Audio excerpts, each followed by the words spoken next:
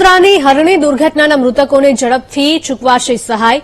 પીએમઓથી વડોદરા કલેક્ટરને ઇમેલ મારફતે આદેશ અપાયો છે. કલેક્ટરે તરત બેઠક બોલાવીને સહાય ચૂકવવાની પ્રોસેસ શરૂ કરી છે. કેન્દ્ર સરકારે પરિવારજનોને 2 લાખ રૂપિયા, ઇજાગ્રસ્તોને ₹50,000ની સહાય જાહેર કરી હતી. તો વડોદરાની હરણી દુર્ઘટનાના મૃતકોને ઝડપથી સહાય ચૂકવવામાં આવશે. પીએમઓથી વડોદરા કલેક્ટરને ઇમેલ મારફતે આદેશ આપવામાં આવ્યો છે. કલેક્ટરે તરત બેઠક બોલાવીને સહાય ચૂકવવાની પ્રોસેસ શરૂ કરી છે. કેન્દ્ર સરકારે પરિયોજનાઓને 2 લાખ, પરિવારજનોને 2 લાખ રૂપિયા, જ્યારે ઇજાગ્રસ્તોને ₹50,000ની સહાય જાહેરાત કરી છે. તો વડોદરાના હરણી તળાવમાં મોટી દુર્ઘટના ઘટી હતી, જ્યાં બાળકો સહિત 2 શિક્ષકોના મૃત્યુ થયા હતા અને આ દુર્ઘટનાના મૃતકોને ઝડપથી સહાય ચૂકવવાનો આદેશ આપવામાં આવ્યો છે.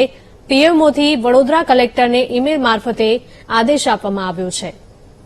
કલેક્ટરે તરત બેઠક બોલાવી તથા સહાય ચૂકવવાની પ્રોસેસ શરૂ કરી છે. કેન્દ્ર સરકારે પરિવારજનોને 2 લાખ રૂપિયા તથા ઇજાગ્રસ્તોને ₹50,000ની સહાયની જાહેરાત કરી હતી. વડોદરાના હરણી તળાવમાં પ્રવાસે ગયેલા વિદ્યાર્થીઓને અકસ્માત નડ્યો હતો, જેમાં બાળકો અને શિક્ષકોના મૃત્યુ થયા હતા, જેને લઈને સહાય ઝડપથી ચૂકવવામાં આવશે.